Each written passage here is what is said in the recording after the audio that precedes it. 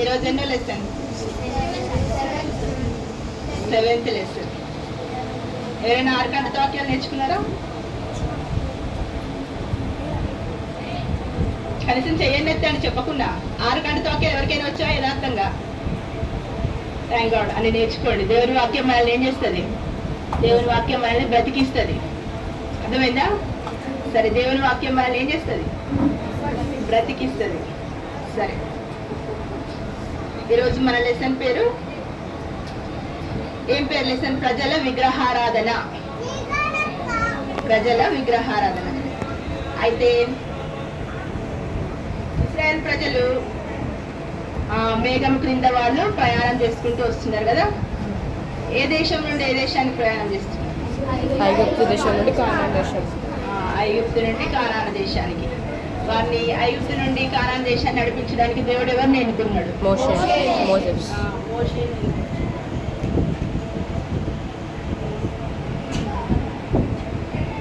మోషే చిన్నతనంలో ఎట్లుండే? ఎక్కడి నుండి తీయబడ్డాడు? ఆయన నీటిలో నుండి తీయబడింది కనుక ఆయనకి మోషే అని పేరు పెట్టారు కదా. మోషే ఎక్కడ? జమ్ము పెట్టెలో దాచబడ్డాడు. ఇంకా మోషేని ఏం చేసిండు దేవుడు?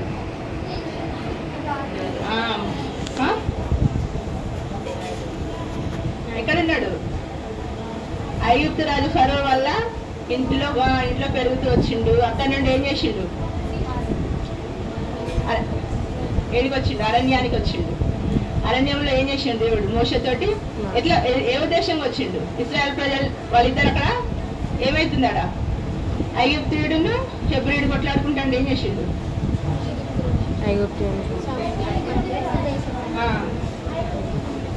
దాన్ని బట్టి ఏమైంది? ఆయన భయపడి పారిపోయి వచ్చింది. పారిపోయి వచ్చిన తర్వాత అరణ్యంలో ఏమైంది?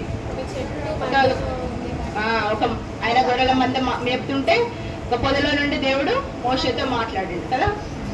ఇంకా ఏం చేసిండు? మాట్లాడిన తర్వాత దేవుడు అతన్ని ఏర్పరచుకున్నాడు. ఏర్పరచుకొని దేవుడు ఏం చేసిండు? అతన్ని ఇశ్రాయేలు ప్రజలను నడిపించడానికి నువ్వు వాడుకుంటా అన్నప్పుడు దేవుడు ఏం చేసిండు? మోషే ఏమన్నాడు? నాకు నోటి మాంద్యం ఉన్నది అని సాకులు చెప్పిండు. సాకులు చెప్పిన కారణాన్ని బట్టి దేవుడు ఎవరిని సహాయకరంగా ఇచ్చిండు? అన్నయ్య అహరోను సహాయకరంగా ఇచ్చిండు. కానీ దేవుని ఉద్దేశం ఏమైనా ఉండే? మోషేని ఒక్కరి ద్వారానే ఇశ్రాయేలు ప్రజలు నడిపించాలని దేవుడు అనుకున్నాడు. మోషే సాకులు చెప్పిన కారణాన్ని బట్టే అహరోను సహాయం కలిగించిండు కదా. అట్లా 40 సంవత్సరంలో ఏం చేసిండ్రు? మోషే అహరోను ఇశ్రాయేలు ప్రజలు నడిపిస్తూ వచ్చినారు. అయితే అహరోను చేసిన కార్యం గురించి ఈరోజు మనము ఆయన చేసిన దుష్కార్యం గురించి అని లెసన్లో రాయబడ్డది. ఈరోజు మనం తెలుసుకుందాం. సరే, మోషే ఇశ్రాయేలు ప్రజలకు నాయకునిగా ఉంటూ వచ్చినాడు.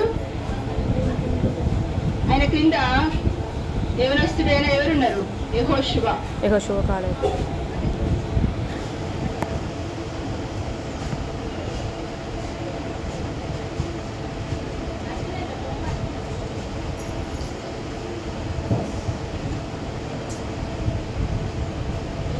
మోషేకు పరిచారకునిగా ఉండొచ్చు.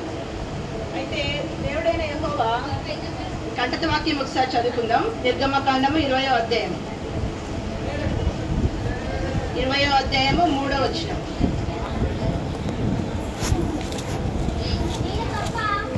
నేను తప్ప వేరొక దేవుడు నీకు ఉండకూడదు. 4వ వచనం కూడా. ఆయన పైన ఆకాశం అందే గాని క్రింద భూమి అందే గాని భూమి క్రింద నీళ్ళ అందే గాని యుండు దేని రూపమునైనను విగ్రహమునైనను నీవు చేసుకొనకూడదు. వాటికి సాగిలపడదు, వాటిని పూజింపకూడదు అని దేవుడు 10 ఆజ్ఞలు ఇచ్చిన తర్వాత మొదటి ఆజ్ఞ ఇది. కింద ఇశ్రాయేల్ ప్రజలు దేవుడు ఇశ్రాయేల్ ప్రజలకు ఆజ్ఞలు ఇచ్చిన తర్వాత వాళ్ళందరూ ఏమన్నారంటే మేము ఆ ఆజ్ఞల్ని గైకొంటాము అని దేవుని ముందు జవాబిస్తూ వచ్చినారు. 19వ వచనం. ఇక్కడ తీర్మానం తీసుకున్నారు ప్రజలందరూ. అయితే ఈ సందర్భంలో ఏమైందంటే దేవుడు మోషేకు 10 ఆజ్ఞలు ఇచ్చిండు. ఆజ్ఞల్ని దేవుడు ఎట్లా ఇచ్చిండో తెలుసా? వ్రాతపూర్వకంగా రాసిచ్చిండు. నిర్గమకాండం 24వ అధ్యాయం 12వ వచనం నుండి 18వ వచనం వరకు చూస్తే అప్పుడు యెహోవా మోషేతో ఇట్లనెను, నీవు కొండ ఎక్కి నా యొద్దకు వచ్చి అచ్చట నుండుము. నీవు వారికి బోధించినట్లు నేను వ్రాసిన ఆజ్ఞలను, ధర్మశాస్త్రమును, రాతి పలకలను నీకు ఇచ్చేదనగా. దేవుడు ఏమని చెప్పిండు? నువ్వు నా దగ్గరికి కొండ ఎక్కి నా యొద్దకు వస్తే నేను మీకు ఏమిస్తానన్నాడు? ఆజ్ఞలను, ధర్మశాస్త్రం, రాతి పలకలను ఇస్తానని చెప్పిండు. అప్పుడు మోషేయు అతని పరిచారకుడైన యెహోషువాయు లేచిరి. వాళ్ళిద్దరు కలిసి ఎక్కడికి వెళ్ళిండ్రు? కొండ దగ్గరికి వెళ్ళి. మోషే దేవుని కొండ మీదికి ఎక్కాను. 14 వచ్చిన అతడు పెద్దలను చూచి, మేము మీ యొద్దకు వచ్చే వరకు ఇక్కడనే ఉండుడి అని పెద్దలతో చెప్పిండు. అర్థమైందా? తర్వాత 15 వచనంలో మోషే కొండ మీదకి ఎక్కినప్పుడు ఆ మేఘము కొండను కమ్మెను. యెహోవా మహిమ సీనాయి కొండ మీద నిలిచెను. మేఘము 6 దినములు దాని కమ్ముకొనెను. 7వ దినమున ఆయన మేఘములో నుండి మోషేను పిలిచినప్పుడు యెహోవా మహిమ ఆ కొండ శిఖరము మీద దహించు అగ్నివలే ఇశ్రాయేలీయుల కన్నులకు కనబడెను. అప్పుడు మోషే ఆ మేఘములో ప్రవేశించి కొండ మీదకి ఎక్కాను. ఎన్ని రోజులకు పోయిండు? 6 దినములు మేఘం కమ్ముకున్నది. 7వ దినమున మోషే ఆ కొండ మేఘంలో ప్రవేశించి కొండ మీదకి ఎక్కాను. మోషే ఆ కొండ మీద రేయింబగళ్ళు 40 దినములు ఉండేది. ఎన్ని రోజులు ఉన్నాడు? 40 దినములు. అక్కడ ఎవరి దగ్గర ఉన్నాడు? యెహోవా దేవుని దగ్గర. ఎందుకు వెళ్ళిండు? ఆయన వ్రాసి ఇచ్చే ఆజ్ఞలను, ధర్మశాస్త్రం, రాతి పలకల్ని తీసుకొని దేవుని ప్రజలకు తీసుకురావడానికి మోషే గారు అక్కడికి వెళ్ళిండు. ఎక్కడికి వెళ్ళిండు అని చెప్పినాం?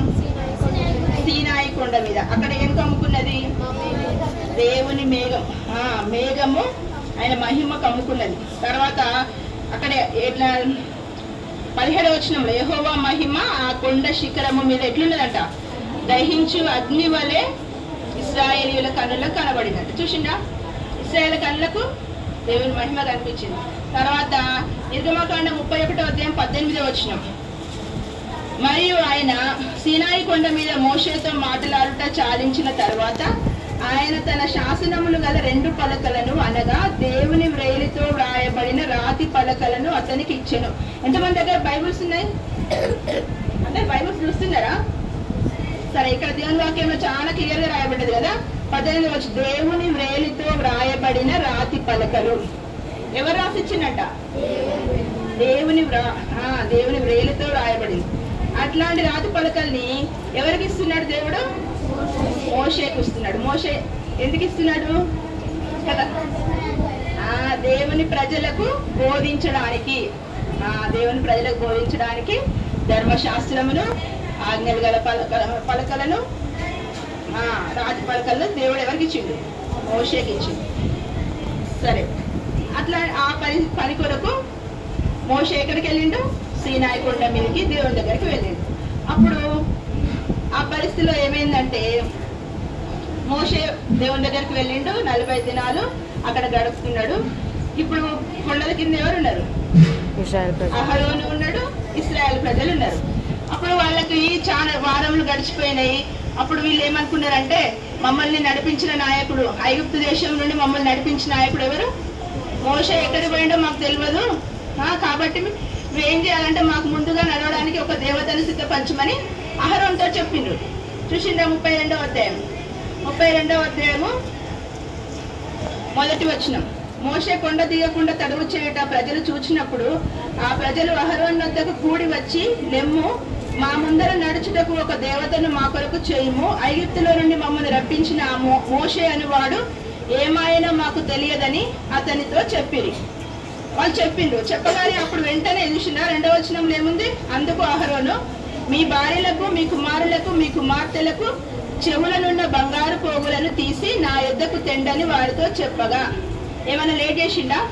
అహరోను ఏం చెప్పాల్సి ఉండే? దేవుడు మనకు ఆజ్ఞలు ఇచ్చిండు కదా.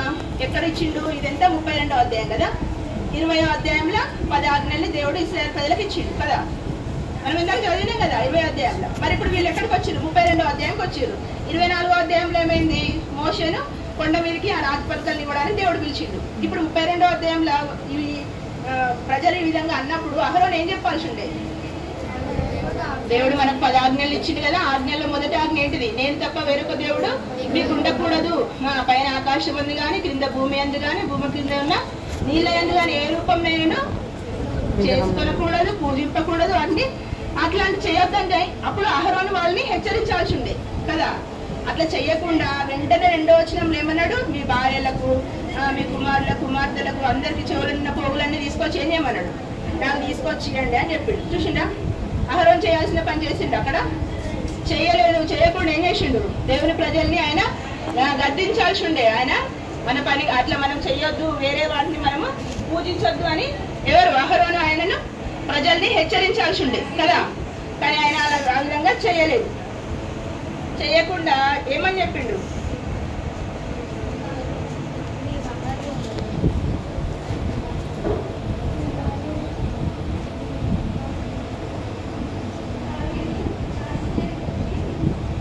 యెహోషువనేమో కొండ కింద ఉన్నాడు, ప్రజలందరూ అక్కడ కొండ దగ్గర కొండ కింద ఉన్నారు. యెహోషువ కొండ పక్కకు ఆయన వేచి ఉన్నాడు. ఎక్కడ ఎన్ని రోజులు ఉన్నాడు యెహోషువ కూడా, 40 రాత్రి దగ్గర వెయిట్ చేస్తున్నాడు. మోషే ఎక్కడున్నాడు, కొండ మీద ఉన్నాడు.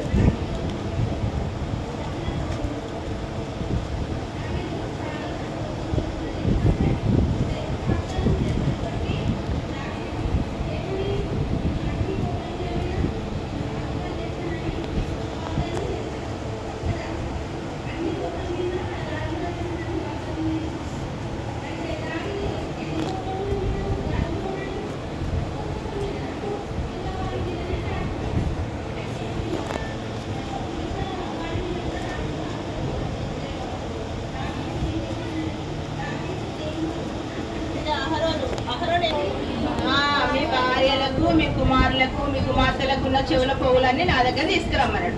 తీసుకురమ్మంటే చూడండి, ఇక్కడ 3వ వచనంలో ప్రజలందరూ తమ చెవులనున్న బంగారు పోగులను తీసి అహరోను వద్దకు తెచ్చిరి. అతడు వారి యొద్ద వాటిని తీసుకొని పొగలతో రూపమును ఏర్పరిచి దానిని పోత పోసిన దూడగా చేశాను. ఎట్లా చేసిండంట, 4వ వచనం, అతడు వారి యొద్ద వాటిని తీసుకొని పొగలతో రూపమును ఏర్పరిచిండు. రూపం ఎవరు ఏర్పరిచిండు, అహరోనే ఏర్పరిచిండు. ఏర్పరిచి దానిని పోత పోసిన దూడగా చేశాడు. అర్థమైందా? అప్పుడు ఇవంతా చేసినప్పుడు వాళ్ళందరూ ఏం చేసిండు, ఈ దూడ రూపంలో ఎవరు చేసిండు, అహరోనే చేసిండు. అప్పుడు ఓ ఇశ్రాయేలు, ఐగుప్తు దేశంలో నుండి నిన్ను రప్పించిన నీ దేవుడు ఇదే అనిరి అని ఎవరంటారు, ఇశ్రాయేలు ప్రజలు అనుకుంటాను.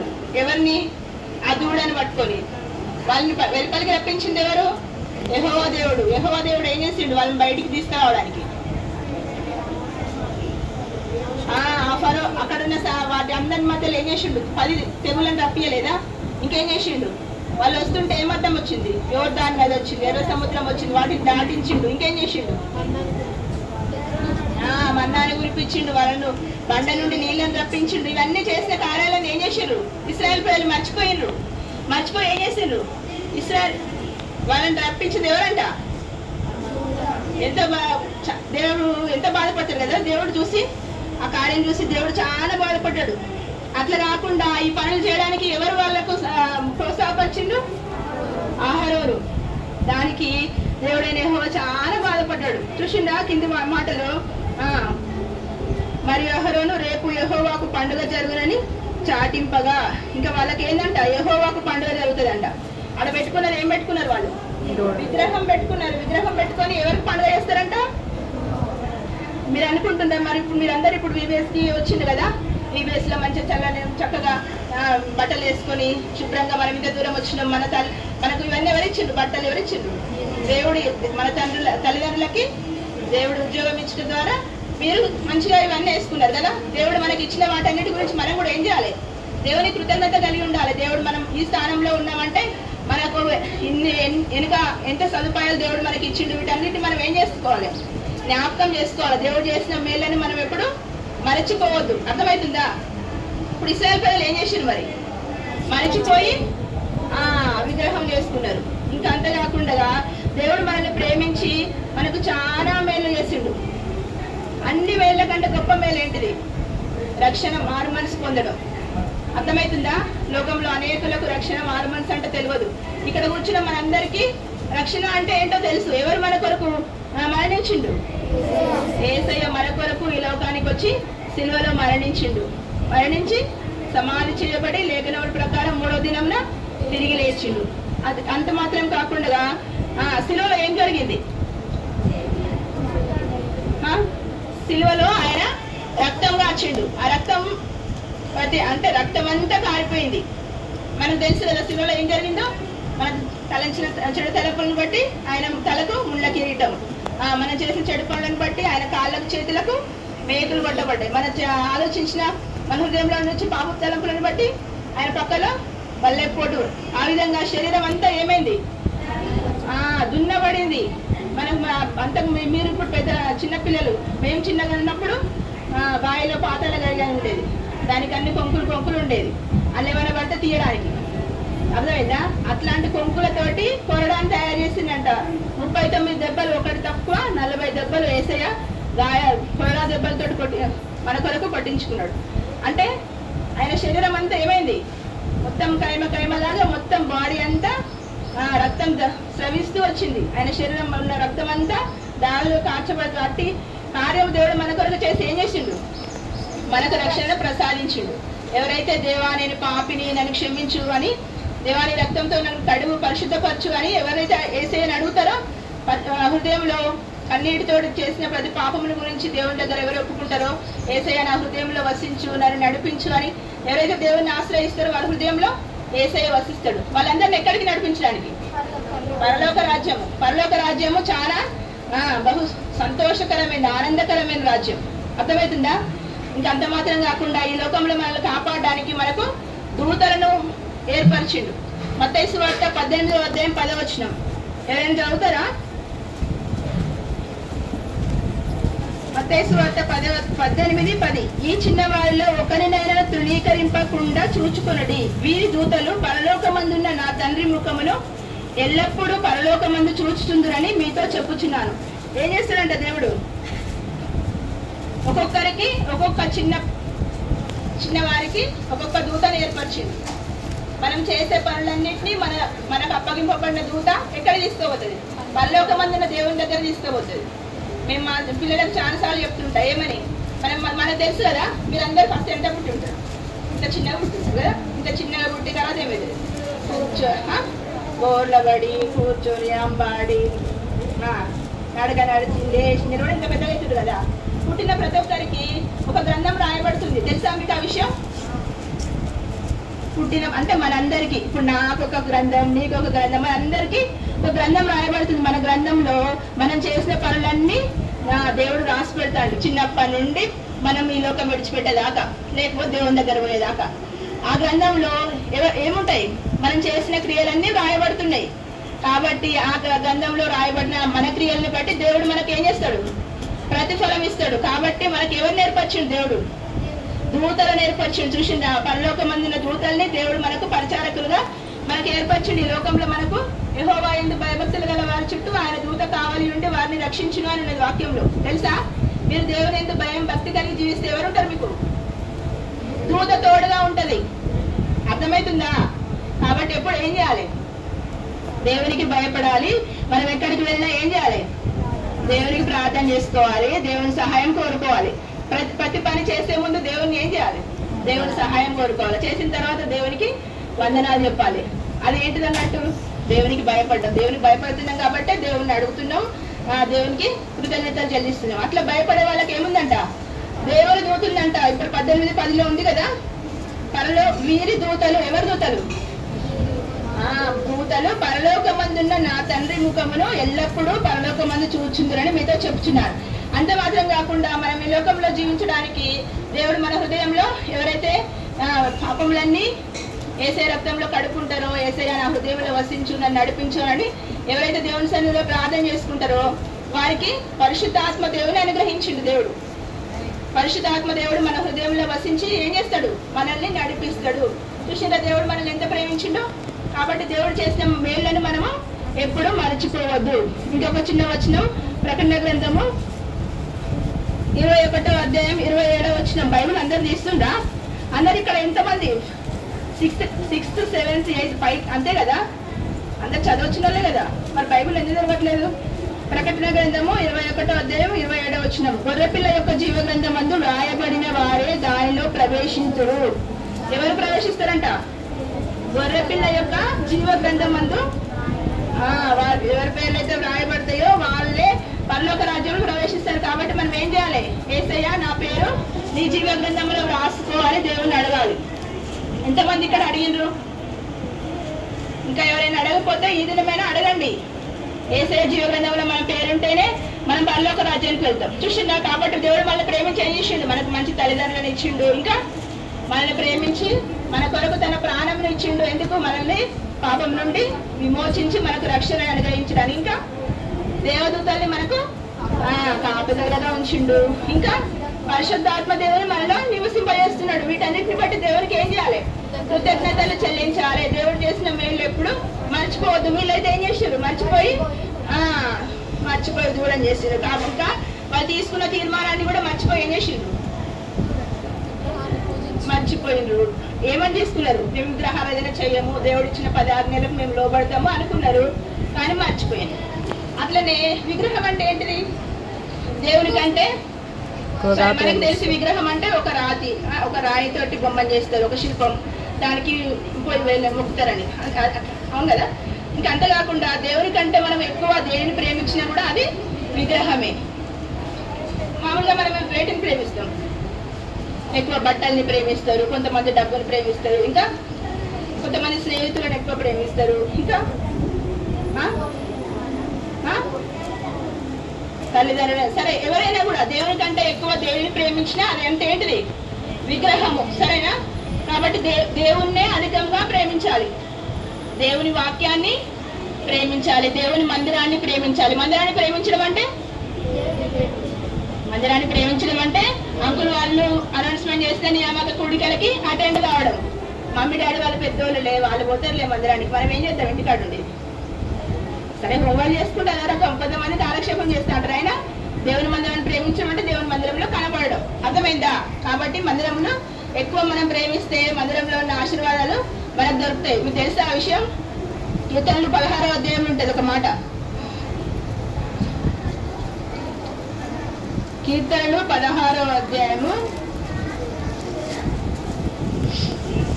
నీవు నాకు తెలియజేసేదము, నీ సన్నిధిని సంపూర్ణ సంతోషము కలదు, నీ కుడి చేతిలో నిత్యము సుఖములు కలవు. ఇంకా వేరే దగ్గర ఉంటది, బల సౌందర్యములు ఘనత ప్రభావములు దేవుని మందిరంలో ఉన్నవి. అర్థమవుతుందా? కాబట్టి మందిరాన్ని బాగా ప్రేమించాలి. ఇంకా దేవుని వాక్యాన్ని ప్రేమించాలి. ముందుగా దేవుని అధికంగా ప్రేమించాలి. దేవుని అధికంగా ప్రేమించడం అంటే ఏం చేయాలి? దేవునితో మాట్లాడాలి, అంటే దేవునికి ప్రార్థన చేయాలి. ఇంకా దేవుణ్ణి స్తుతించాలి, అంటే దేవుని పాటలు బాగా పాడాలి. పాటలు పాడటం ఏమైతుంది? దుర్గంగా స్థాపించబడుతుంది. పాటలు మనల్ని కాపాడుతాయి. దేవుణ్ణి ఎక్కువగా సమయం దొరికిన కూడా ఏం చేయాలి? దేవుని పాటలు పాడాలి. సరే, ఇక్కడ వీళ్ళు ఏం చేసిండ్రు? దూడని చేసుకొని ఏమంటాడు? ఇంకా అహరోను ఏమని చెప్తున్నాడు?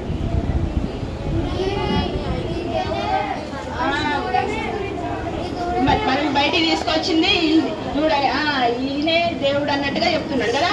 ఎంత భయంకరం! అప్పుడు పైనుండి దేవుడు ఏం చేస్తున్నాడు? దేవుని దగ్గర ఎవరున్నారు? మోషే ఉన్నాడు. కానీ